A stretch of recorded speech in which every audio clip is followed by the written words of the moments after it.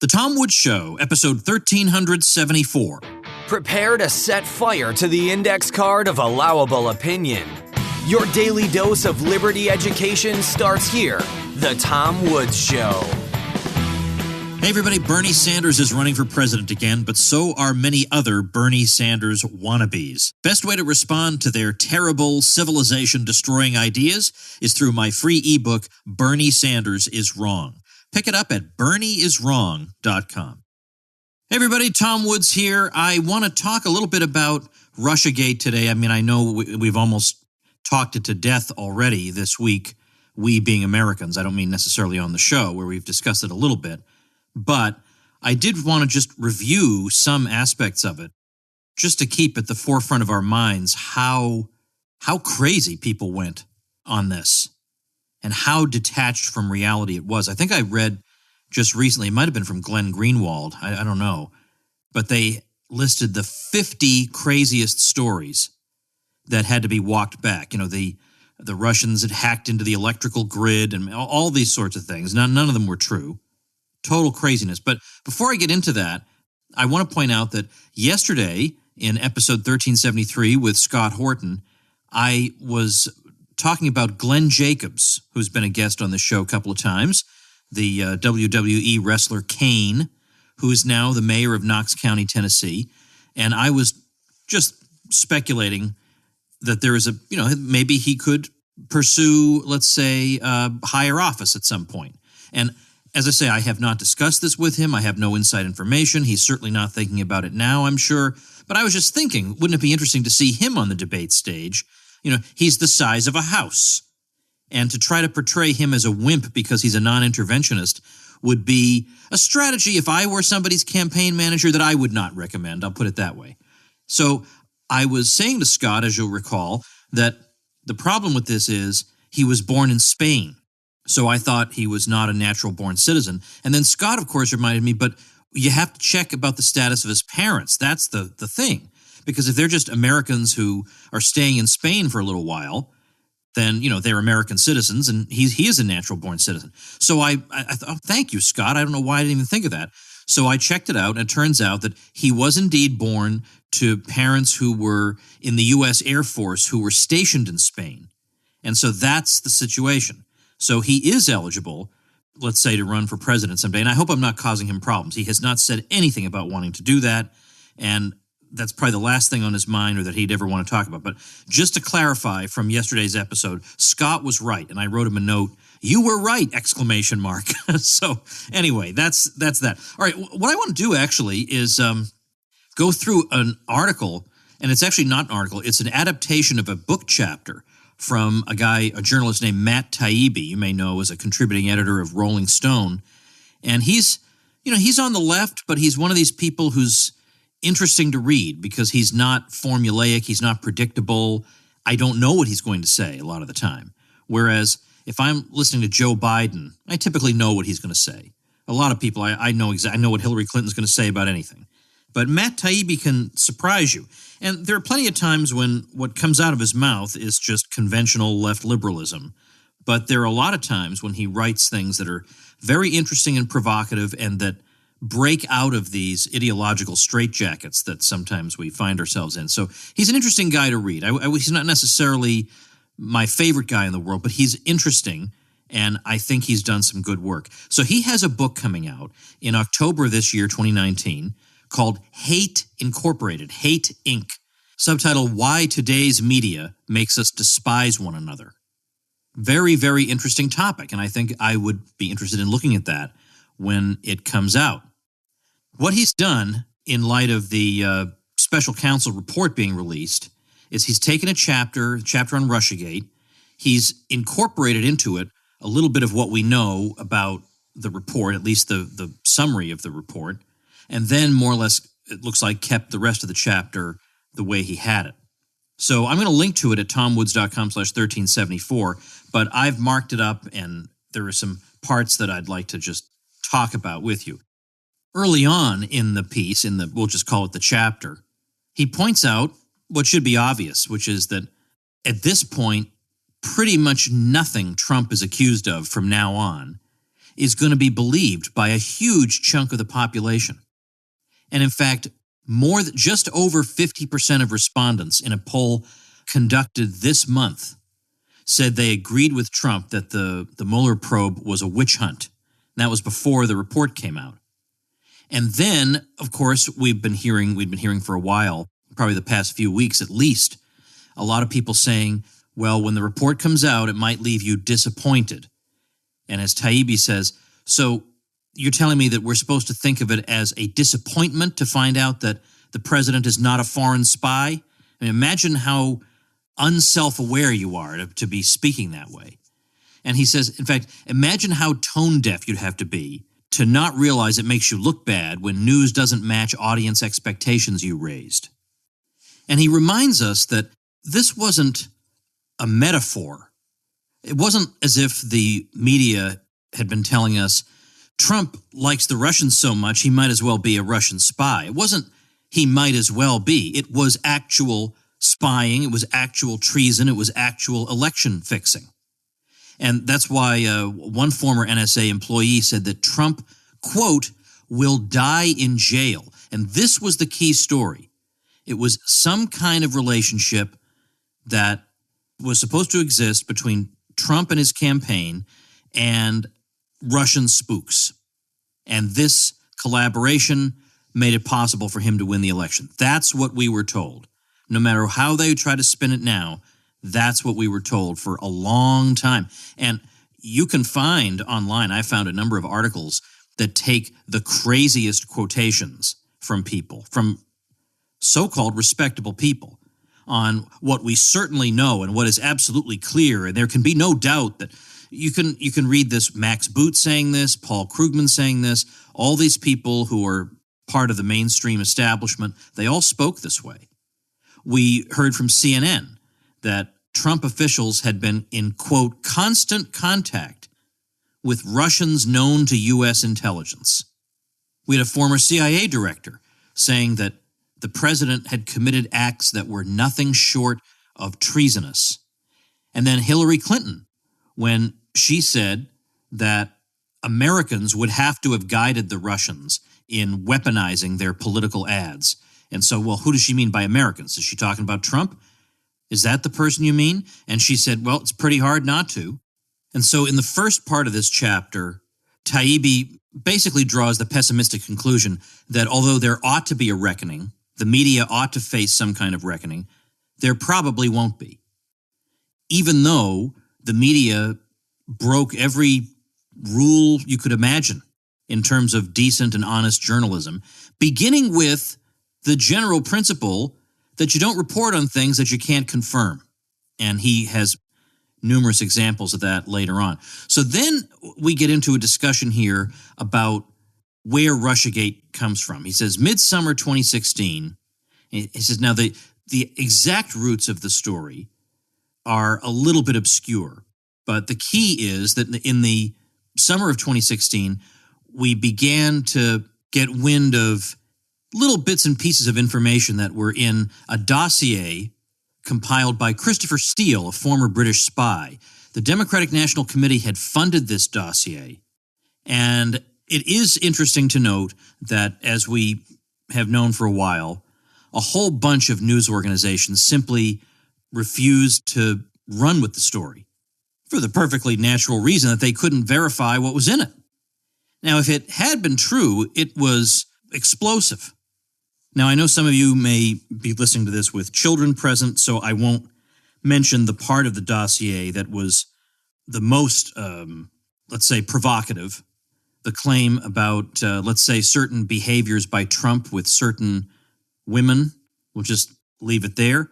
But it also said that Carter Page, who was a Trump aide, was being offered major concessions, basically business concessions, if he could get the sanctions against Russia lifted. And then we also heard that Michael Cohen, Trump lawyer, had gone to Prague, and that in Prague he had had secret discussions with representatives of the Kremlin. And the media spent huge amounts of resources and time in Prague and trying to investigate this claim and trying to get to the bottom of this and trying to verify that Cohen had in fact done this. And after an enormous amount of resources expended, they found they could not verify any such thing. Greg Miller is a Washington Post reporter, and he said, these are his words, that he said that reporters literally spent weeks and months trying to run down that Cohen story. He says, we sent reporters through every hotel in Prague, all over the place, just to try to figure out if he was ever there, and came away empty. And as Taibbi correctly points out, obviously if they had found something, even if it was just Cohen's name in a hotel ledger, well, this would have been page one news. When after exhaustive journalistic efforts, nothing turned up, there was no reporting on it at all. It barely trickled out, didn't make it into the Washington Post. It was really just a few conservative blogs that even bothered to report about it. So anyway, back to the dossier. It's got these explosive claims in it that can't be verified, so the major news outlets don't want to report on it. But if there was some pretext they could use to report on it, and then say, look, we can't verify this, but it has become a news item, then they would run with it. And it turns out that that pretext was Donald Trump has been presented with the existence of this dossier, and that made it news. So now we can go ahead and go talk about it. And so what we've read from James Comey's memos, he was FBI director, of course, says the following. The way he puts it is he was just warning the president that this dossier is out there, that a lot of people know about it, and you should be prepared to deal with that if anything should come of it. And so he wrote, I wasn't saying it was true, only that I wanted him to know both that it had been reported and that the reports were in many hands. I said media like CNN had them and were looking for a news hook. In other words, a pretext for more or less releasing them or reporting their contents. And Comey continues, I said it was important that we not give them the excuse to write that the FBI has the material and that we were holding it very close. And so Taibbi says this happened, this warning from Comey to Trump, where he's trying to make it seem like I'm just trying to help you. I just want you to know here, this is some stuff that a lot of people have. 4 days later, pretty much the entire news media in Washington somehow knew that this top secret meeting between Comey and the president had taken place, and this became the hook they needed. Well, there's this top secret meeting between Comey and Trump about this dossier. And the exact words of Taibbi commenting on this are, nobody in the mainstream press thought this was weird or warranted comment. And then he goes on to say, these are his words, at the same time, BuzzFeed made the historic decision to publish the entire Steele dossier. Well, I'm not going to read a part of it because I don't want to, as I say, there's some salacious material in it, of course. And then he goes on to say, this move, publishing the dossier, birthed the Russiagate phenomenon as a never-ending, minute-to-minute factor in American news coverage. And he says, Comey was right. We couldn't have reported this story without a, quote, hook. Therefore, the reports surrounding Steele technically weren't about the allegations themselves, but rather the journey of those allegations from one set of official hands to another. Handing the report to Trump created a perfect pretext. So you can see that obviously Taibbi is casting a little bit of doubt on the idea that Comey was just looking out for what was best for Trump. Meanwhile, BuzzFeed admits that the allegations in the Steele dossier include some clear errors. Those are their words. And this is what Taibbi says is the major problem. Traditional journalistic standards demand that you not publish material whose truth is in question, whose veracity is in question. Well, then you have Adam Schiff, who was the ranking Democrat on the House Intelligence Committee. He's the one Republicans today are demanding resign, and the president has joined in that call as well. He holds hearings in March of 2017 that just read out details from the Steele report as if everybody just knows that they're factual. It's interesting, by the way, that Bob Woodward, remember Bob Woodward? He's been around forever. He became legendary as a reporter at the time of Watergate, and ever since then, people have hung on his every word when he writes a book purporting to reveal the inner workings of particular administrations. Well, he said, I did not find espionage or collusion. Of course, I looked for it hard. As Taibbi notes, this news that Bob Woodward, of all people, a very respected journalist, rightly or wrongly, very respected journalist, this news that he had tried and failed to find collusion also did not manage to get into the Washington Post. It came out only when he was on a conservative radio show promoting his book, and he was asked about it, and he gave that answer. But otherwise, nobody would have known. And this is the same guy who, back when it was the weapons of mass destruction stuff, at the time of the war in Iraq, he admitted that he had yielded to groupthink on that subject, meaning that he had just gone along with everybody, assuming that there were WMDs. And he said at the time, I blame myself mightily for not pushing harder. Yeah, okay, so here he is supposed to be the great journalist. He falls for one of the most ridiculous swindles ever, namely that WMD story. And now here he's got a chance to redeem himself, potentially, and he doesn't particularly push very hard in this case either. Now, of course, running through all of this is a partisan streak. I mean, let's face it, everybody realizes this, that the overwhelming majority of American journalists in mainstream publications belong to the so-called resistance. At the very least, they are extremely blunt, certainly foes of Trump. So what we saw throughout the whole Russiagate fiasco was you'd have this wild headline, and then, okay, there'd be some ambiguity thrown in there. Well, okay, maybe it's not quite what we said at the beginning. And then in the third case, sometimes there'd be a retraction, a report would be walked back. But a lot of times what happened, as Taibbi says, when these explosive headlines would turn out to have been gross exaggerations or even fabrications because new developments come out and invalidate them, the publications involved would not report on the new development. They would just leave the story floating there. So meanwhile, there'd be occasional conservative publications that would explain the problems with the original story. But those publications are not reaching the same readers who read the original story. So errors continue to circulate among the public. You have reporters who know better, who know that there's something wrong with a story, but they don't want to speak up because they don't want to be on the receiving end of abuse from the so-called resistance. And I continue to say, this so-called resistance has to be the most pathetic resistance of all time.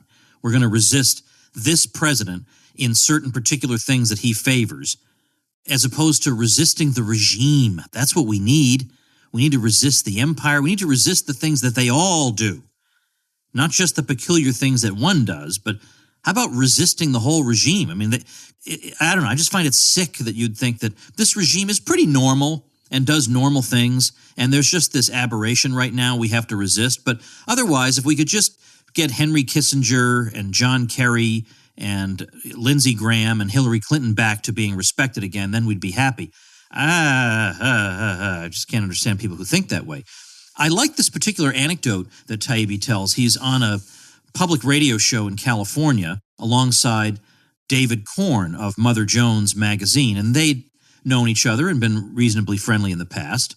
And the subject came up of trying to stick to the facts in your reporting. And Korn says, this is David Korn, an actual journalist, saying, so Democrats getting overeager, overenthusiastic, stating things that may not be true, or may not be, and then there's a word that's unintelligible before the word true. He says, well, tell me a political issue where that doesn't happen. I think that's looking at the wrong end of the telescope. So Taibbi wrote him a letter later and said, look, since we're in the press, and really, if we're about anything, it's about avoiding things that may not be true, then maybe we as journalists have different responsibilities than Democrats. Because remember the quotation from Korn, he's talking about Democrats getting overeager and maybe stating things that may not be true. Well, you know, look, hey, that just happens. And Taibbi's trying to say, all right, well, maybe that is true among Democrats, but presumably we're holding ourselves to a higher standard because we're journalists. And so Korn writes back, feel free to police the Trump opposition, but on the list of, four-letter word, that needs to be covered these days, that's just not high on my personal list. Okay, good. I'm glad Taibbi exposed what this jerk said. It is true that there were journalists who would say something that was skeptical of the whole narrative, and they would just get beaten up like you wouldn't believe. So there was a Blake Hounsell of Politico who wrote an article called Confessions of a Russiagate Skeptic. He was abused so badly on social media that a year later, he wound up denouncing himself. And his exact words were, "What I meant to write is, I wasn't skeptical." Now that is ignominious. Okay, that right there. And if you don't know what the word ignominious means, imagine being a reporter who writes Confessions of a Russiagate Skeptic and then is reduced to pathetically saying, "What I meant to write is, I wasn't skeptical." And let's just say you now know what ignominious means. Another point in here that I think is helpful, I mentioned before that Glenn Greenwald, I think, had a list of maybe 50 crazy stories that even the mainstream media, in many cases, had to admit were wrong. But the point here is, if these had just been honest mistakes, then, well, an honest mistake is as likely to implicate the president as to exonerate him. But yet all the mistakes, every last one of them, went in a particular way. Every last one of them cast Trump in an unfavorable light, cast him in a light that made it look as if he had been guilty of collusion. So that's not an innocent series of mistakes. How could it be? So Taibbi reviews a bunch of these, and you can certainly look at them. As I say, I'm linking to this on the show notes page. You can look at those. But just in the interest of time, I'll go on and talk about. Now, this is an episode that, I don't mean this entire episode. I mean the particular episode I'm about to describe here is one that probably is not appropriate for little ears. So I just want to warn you. It involves a woman named Maria Butina. There was an indictment that said that she had traded sex for favors. And so here was this temptress who had come here to undermine democracy. But it turns out that the entire basis for this claim was a single joke text to a friend who had taken her car for inspection. Well, once the headlines are saying you're basically a prostitute, and the headlines, you can still find them. The New York Times, according to Taibbi, still has online a headline, Maria Butina, suspected secret agent, used sex in covert plan. You can still find these. And you might say, if you're a reporter, well, how should I know? Prosecutors told us that she traded sex for money. Why shouldn't I believe them? And Taibbi says, well, how about because authorities have been lying their faces off to reporters since before electricity? How about that? He says it doesn't take much investigation to realize the main institutional sources in the Russiagate mess, the security services mainly, have extensive records of deceiving the media. And an example of that would be when the Podesta emails had been released. Well, the Clinton campaign was releasing a response saying that there are obvious forgeries in here and they're amateurish forgeries. And David Frum just reported that. And Joy Reid of MSNBC just reported that. It wasn't until October of 2016 that they stopped reporting that. And as Taibbi says, they should have just demanded from the Clinton campaign an example of a forgery. Then James Clapper told Chuck Todd that there had been no FISA application involving Trump or his campaign. FISA stands for Foreign Intelligence Surveillance Act, and it allows the government to engage in surveillance. Well, this was not true. There was a FISA warrant on Carter Page. We later found out there had also been one of Paul Manafort. And during that time, Trump may have been subjected to so-called incidental surveillance. So Clapper flat out lied to Chuck Todd. And I mean, it could be that Clapper was unaware that the FBI had those warrants. But as Director of National Intelligence, it seems unlikely that that would be the case. So you would think that Chuck Todd would be ticked off at this, right? That this guy just lied right to his face, that you'd think that next time James Clapper is on TV, well, I'm going to call him on this, like any self-respecting human being in any profession, much less journalism. So later on, Clapper comes back on the show again with Chuck Todd, and as Taibbi puts it, Chuck Todd gave him the usual softball routine and never even confronted him about it. And then looking back on the whole thing, we see just how much of this Russiagate thing was just preposterous conspiracy theory. where you'd have journalists supposedly connecting the dots. But this would be connecting the dots, like that crazy guy who's got behind him a big, on the wall, he's got push pins with string connecting one thing to another, and he's got this wild expression on his face that people use. It's an image people use for memes. That's the kind of connecting the dots that went on here. So, for example, Jonathan Chait, who, by the way, was a debater at the Soho Forum with our friend Gene Epstein. He debated Matt Welch on the subject of whether Obama had been a great president, and Welch absolutely demolished him. Welch obviously taking the position that Obama had not been a good president. But anyway, Chait writes this article that winds up being a cover story in New York Magazine. And he claims that Trump had been under Russian control since the late 1980s.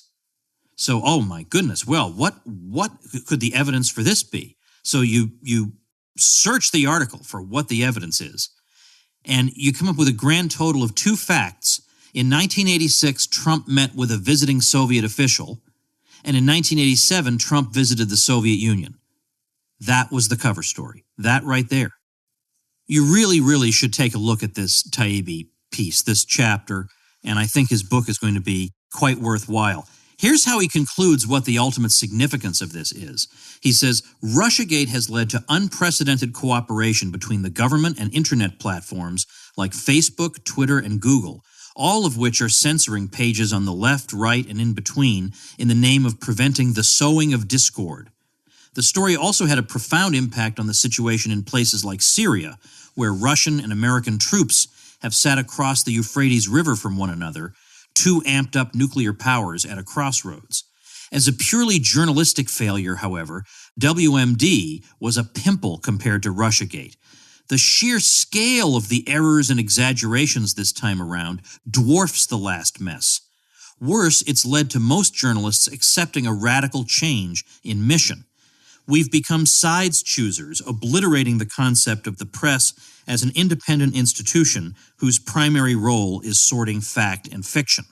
Well, there I think he's engaged in a bit of wishful thinking, because I think that conception of what the press is all about has not been true for quite some time. But I do think that there is a quantitative difference, and perhaps even qualitative, in terms of the way Russiagate was covered as compared to earlier examples of journalistic malfeasance. This is just astonishing in its scope, because I've sometimes wondered how are the Trump years going to be treated in American history textbooks in the future? I can't imagine it being anything other than cartoonish. But how are they going to handle the Russiagate thing? How are they going to, because you have the special counsel's report. How are you going to handle that? Yeah, for a couple of years, wild accusations were thrown around, and despite the fact that the special counsel had access to absolutely anything he wanted in terms of documents and people and interviews and whatever, and a team and tens of millions of dollars, and couldn't find anything, you got to mention that. And you'd think at least the curious kids, whose creativity hasn't been completely sucked out of them by the system, would wonder, what does this all mean? What does this all mean that a story like this was contrived at the very moment that these news outlets were accusing other outlets of being so-called fake news? Nothing these other outlets did came close to this, or was pushed for quite this long. I don't know, maybe there are some oddball stories in the alternative press pushed that long, but not any stories that nearly half the country came to believe, that's for darn sure. And so here we are. Here we are with the report coming out. Now, of course, it'll be interesting to see the full report. Most people seem to realize that this dog won't hunt, basically, and it's time to move on to something else. And thank goodness. And as I said on the episode with Scott yesterday, the effect of Russiagate, yet another effect, which is not covered by Taibbi, is that there are things that one might legitimately criticize Trump for, but instead of getting to those, we've spent all this time focused on a total fantasy that has nothing to do with anything. And the reason for this, I think, is that these people want to be against Trump, but they don't dare criticize him on a whole array of issues because they know full well their people are equally guilty. How are they going to criticize Donald Trump on Yemen? with a straight face when they looked the other way when Obama was conniving at Saudi activity in Yemen. So therefore, they invent this crazy story, and they just run with it and run with it. And now the report comes out, and it does not look good for them. The silver lining of this is that the media looks even more ridiculous than it did before, and one has to hope that some good comes out of that.